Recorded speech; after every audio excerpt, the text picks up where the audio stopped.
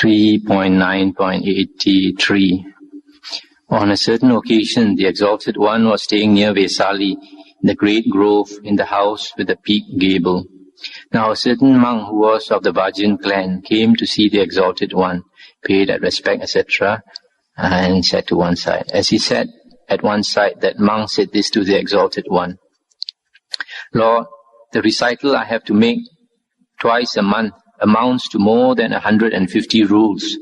Lord, I can't stand such a training.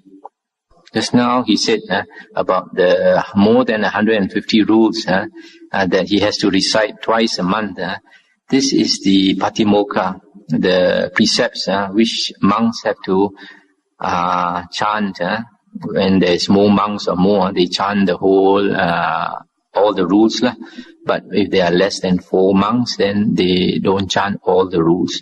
But the 2 days in a month that they chant are the 2 days of the lunar calendar.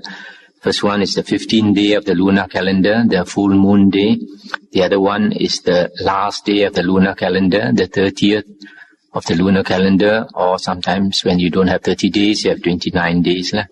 And these rules, there are actually in our Theravada tradition, there are 152 rules.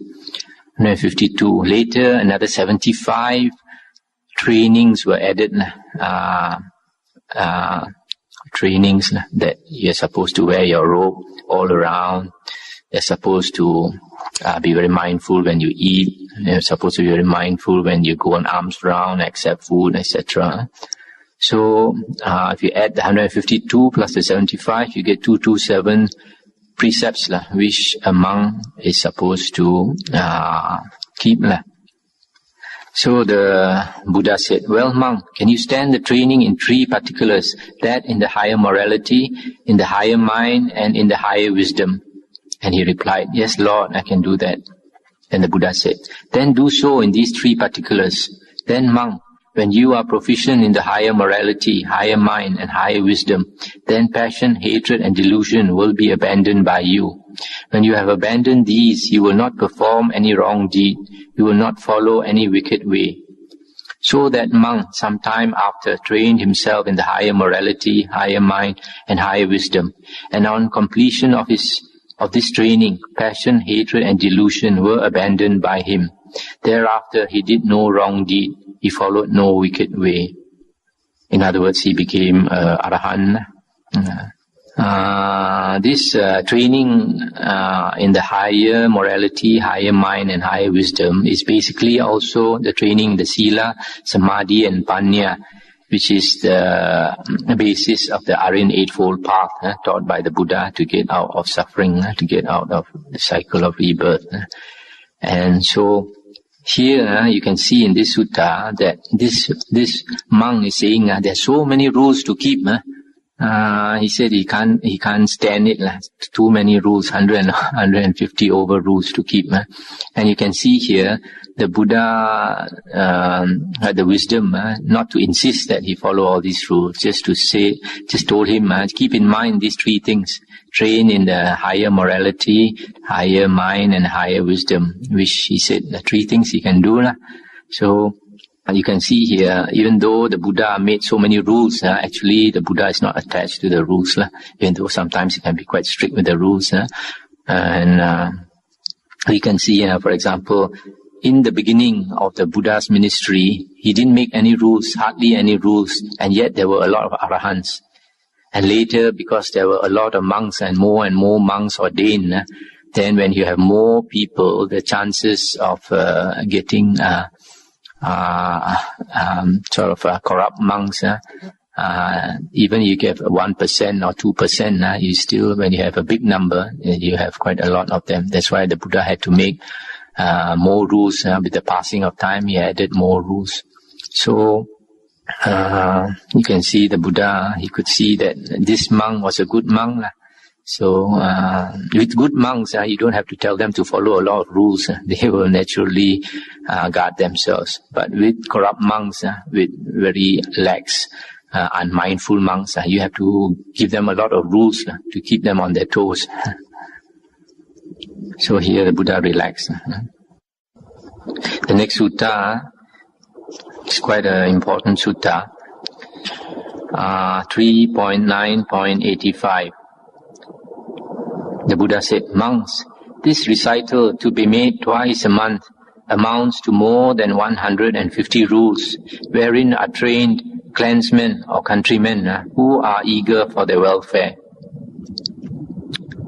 Now all these combine together to make these three forms of training. What three?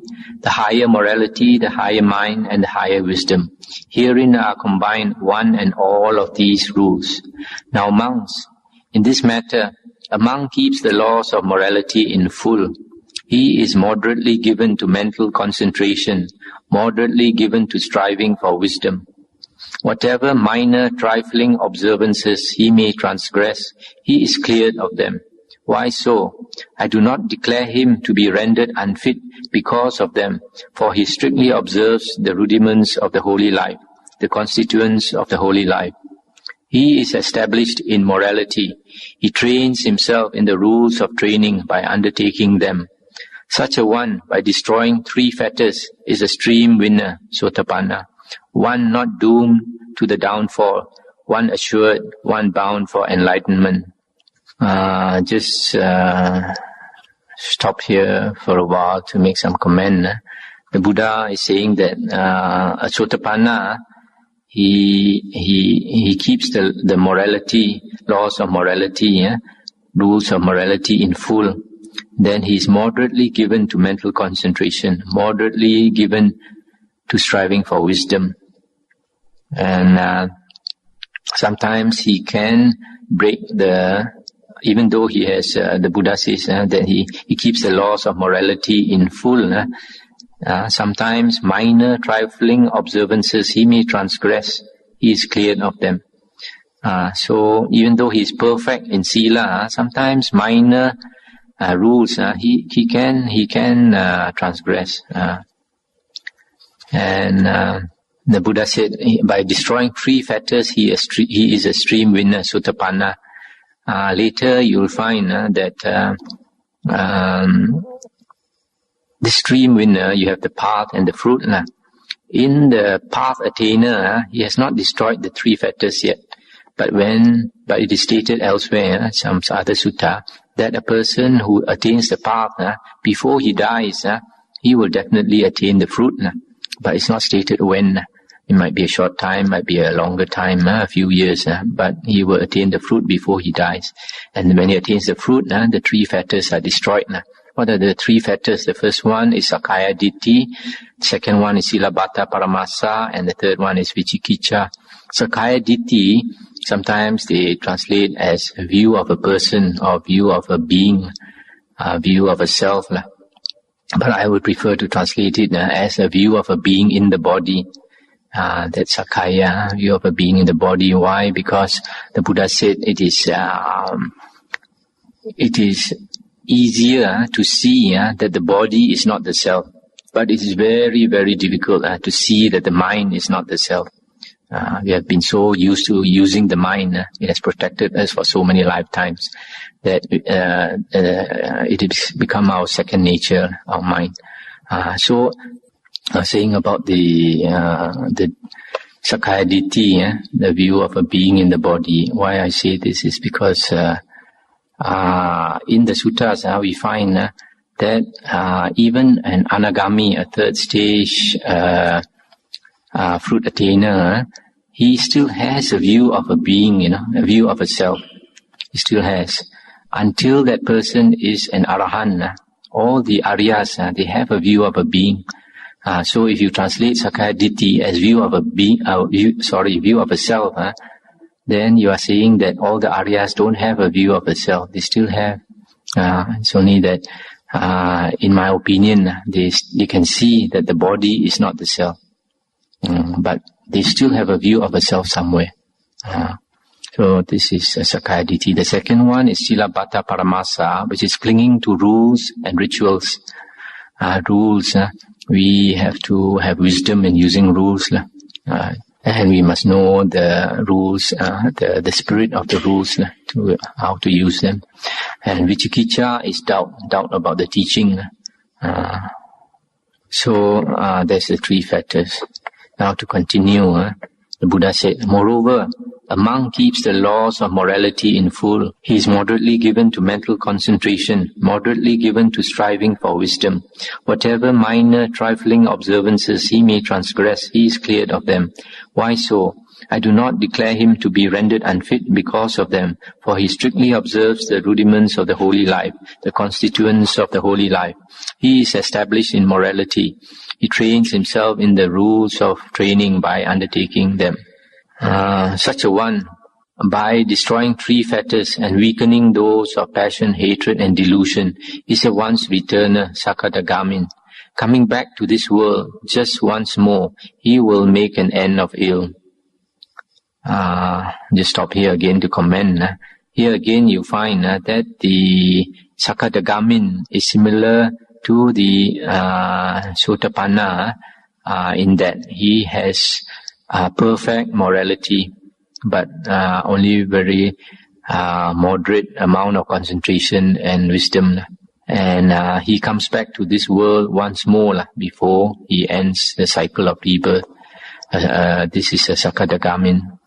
In the case of a Sotapanna, he comes back to this world not more than 7 times.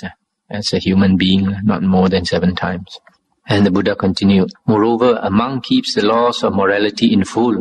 He practices concentration in full, but he is moderately given to striving for wisdom.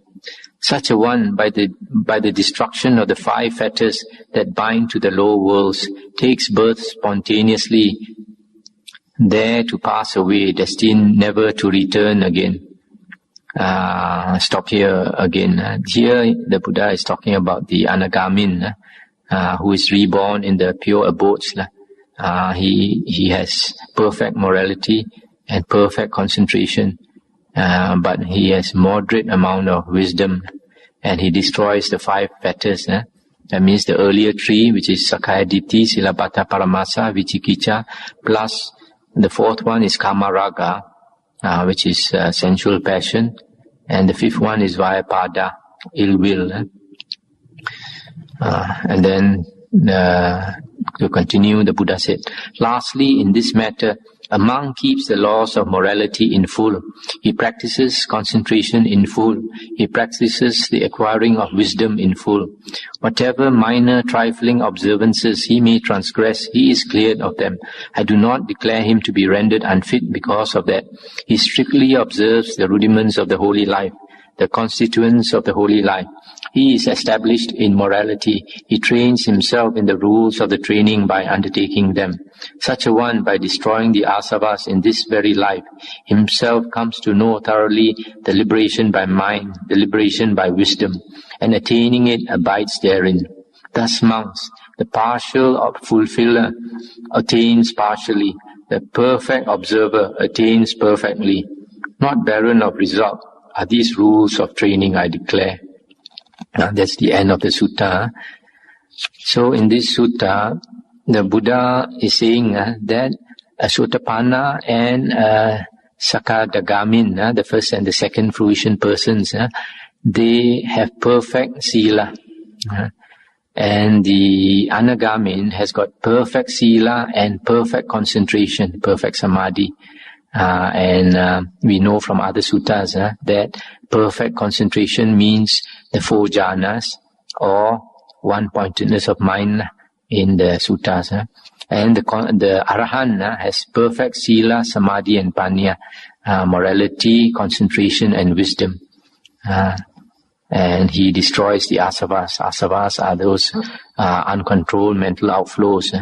In other words, the totality of consciousness is all stopped.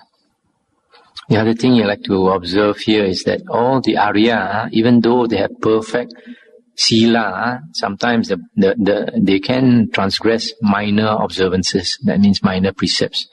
That's why minor precepts are not extremely important. In the Mahaparinibbana Sutta, before the Buddha passed away, he said in the future, if the Sangha, the monks, want to abolish the minor rules, if they consider it necessary, they may do so.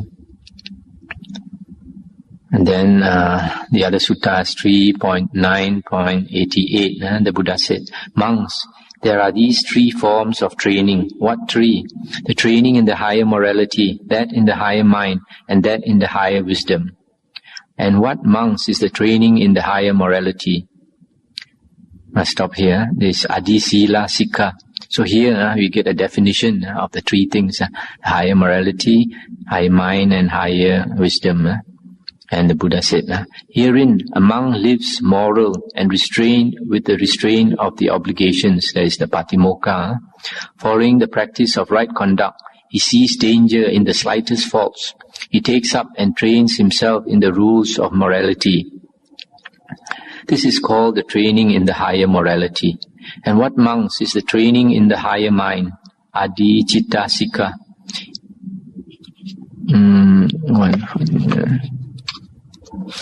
Herein a monk remote from sensual desires, aloof from sensuality, aloof from evil states, enters on the first jhana, which is accompanied by thought directed and sustained, born of seclusion, delightful and pleasurable, and abides therein. Then, by the calming down of thought directed and sustained, he enters on that inward calm, that one-pointedness of mind, apart from thought directed and sustained, that is born of concentration, delightful and pleasurable, which is the second jhana, and abides therein. Then, by the fading out of delight, he abides equanimous, mindful and composed, and experiences pleasure throughout the body. Having entered on the third jhana, which the Aryans describe in these terms, he who is equanimous and mindful dwells happily. He abides therein. Then, by the abandoning of pleasure, by the abandoning of discomfort, by the ending of the happiness and unhappiness that he had before, entering on that state which is neither pleasant nor painful, that utter purity of mindfulness reached by equanimity, which is the fourth jhana, he abides therein. This is called the training in the higher mind. And what, monks, is the training in the higher wisdom? Adi Panya Sikha. Herein a monk understands as it really is the meaning of this is dukkha, this is the arising of dukkha, this is the ending of dukkha, this is the practice leading to the ending of dukkha. This is called the training in the higher wisdom. These are the three forms of training. So here we get a definition of what you mean by the higher morality, higher mind, and the higher wisdom. The higher morality is keeping the rules set up by the Buddha. Of course, for monks, it's slightly different from lay people. For monks, they have the code of discipline, the Vinaya. And then the higher mind here, you find, is the four jhanas. This is the definition given in the suttas. But in other later books, there were other interpretations. However, in the sutta, it's always the four jhanas, or one-pointedness of mind. And then the third one is wisdom. Wisdom is understanding the Four Noble Truths.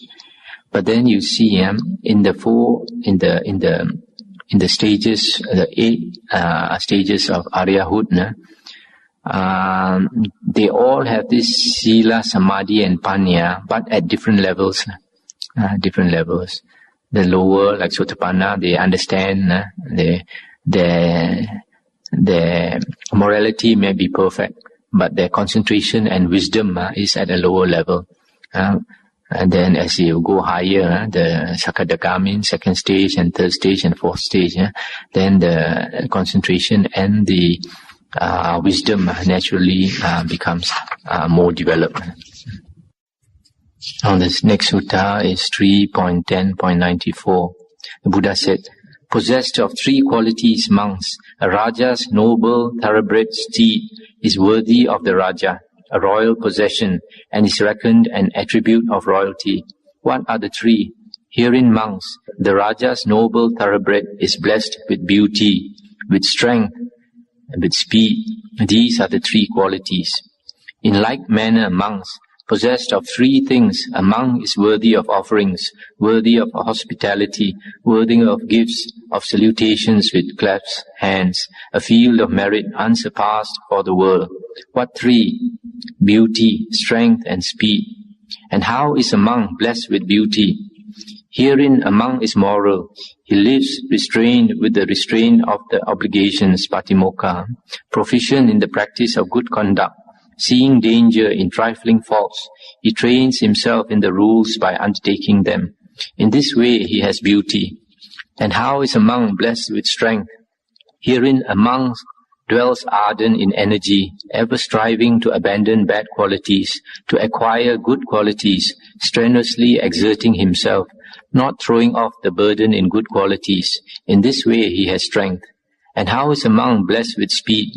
Herein a monk understands, as it really is, the meaning of this is dukkha, this is the arising of dukkha, this is the ending of dukkha, this is the practice that leads to the ending of dukkha. In this way a monk is blessed with speed. Possessed of these 3 qualities, a monk is worthy of offerings, etc., etc., a field of merit unsurpassed for the world. In this sutta, the Buddha is talking about 3 very important qualities that a monk or anybody treading the holy path should develop. The first one is morality, sila. The second one is energy, energetic effort. And the third one is having wisdom. Now we come to another very important sutta concerning karma. 3.10.99. The Buddha said, monks, if anyone should say, even as a man commits a deed, karma, so does he correspondingly experience its result. This being so, there is no living of the holy life. There is no opportunity manifested for the utter destruction of ill. But if one should say, even as a man commits a deed that is to be felt, so does he correspondingly experience its result. This being so, monks, there is living of the holy life. There is opportunity manifested for the utter ending of ill. Now, for instance, there may be some trifling evil deed of some person which may take him to hell.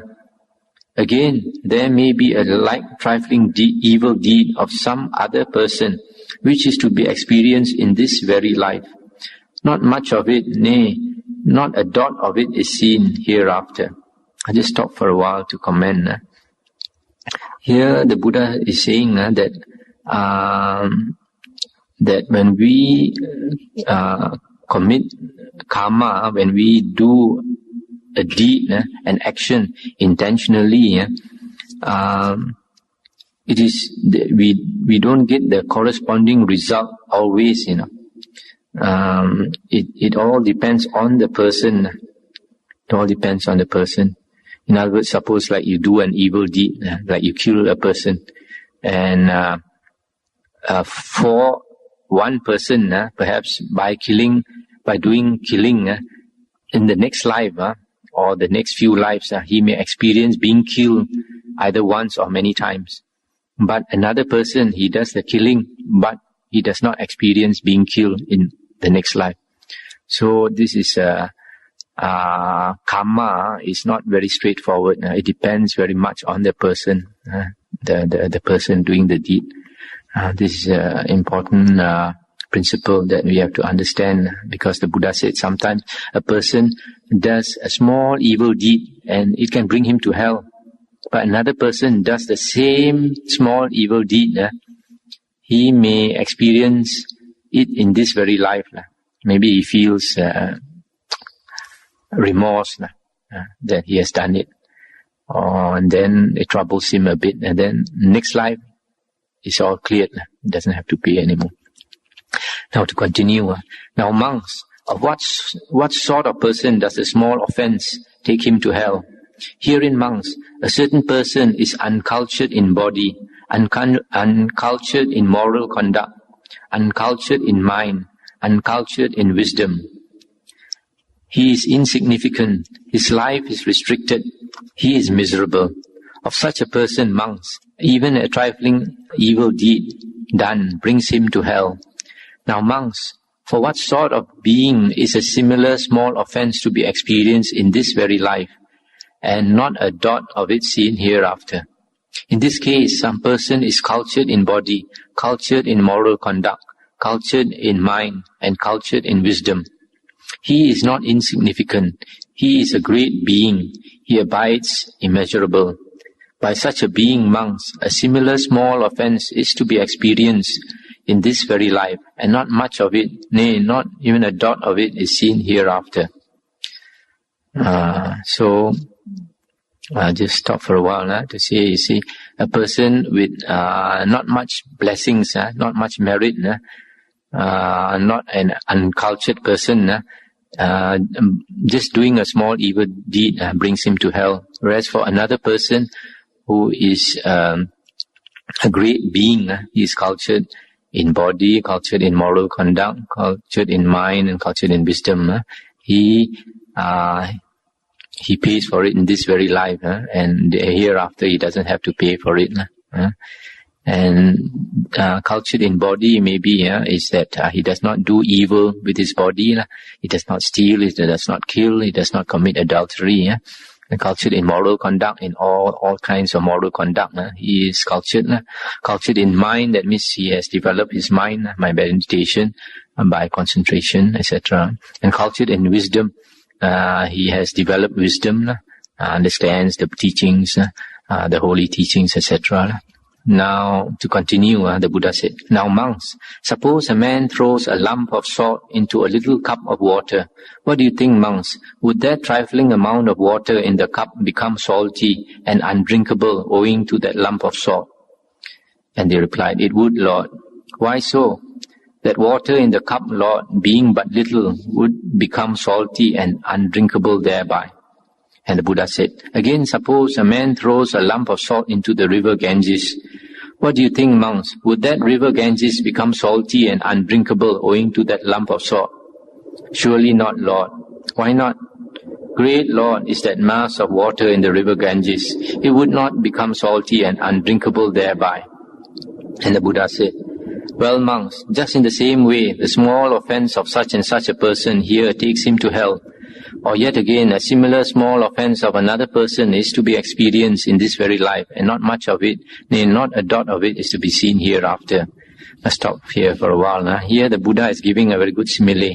In the days of the Buddha, they did not have fine salt like we have nowadays. They had lumps of salt. And the Buddha said, you just take a lump of salt, you put it in a cup of water and you stir it, and you drink the water, is very salty. But you take the same size of salt, same lump of salt, you put in the river, and you stir it, and you drink the water, is not salty. So what's the difference here? The difference is that the river contains a lot of water, and the water dilutes the effect of the salt. So the water represents the good karma, salt represents evil karma. So when we do a lot of good karma, it dilutes the effect of the evil karma. That is why that's the only way we can dilute the effect of our evil past karma is to do a lot of good now. Then the Buddha said, now again in this connection, monks, suppose a certain man has to go to prison for a theft of $10 or $20, or he has to go to prison for a theft of $1,000. Or again, suppose another person does not have to go to prison, even though he steals the same amount. Now, what sort is the former? He is a poor fellow, owing little of small means. Owning little of small means. Such a one has to go to prison for his debt. And for what sort of person does not have to go to prison for the same offense? In this case, monks, it is a rich man owning much of great means. Such a man does not have to go to prison. Here again, the Buddha is giving an example.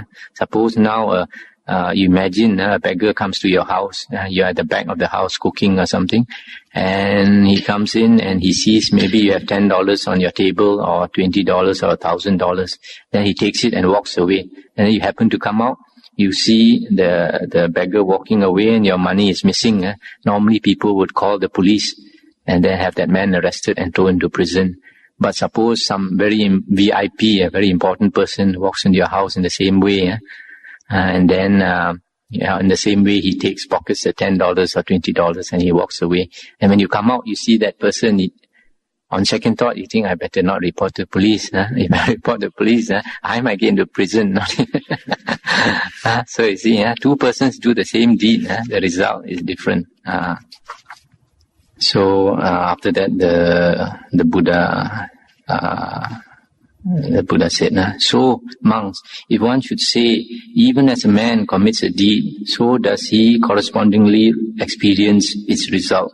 That being so, there is no living the holy life. There is no opportunity afforded for the perfect ending of ill.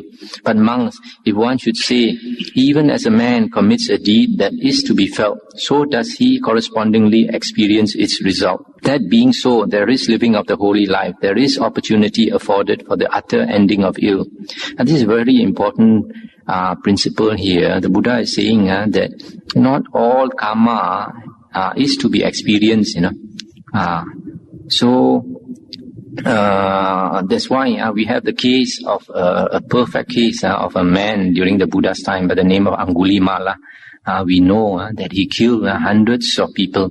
He was a kind of bandit, but he was a lone ranger. He stayed in the forest, and anybody who passed through the forest, he would shoot his arrows and come with his knife and all that, and sword, and slaughter the people and steal their goods and cut their fingers, and he'd wear the garland of fingers around his neck. That's why he was known as Angulimala, the garland of fingers.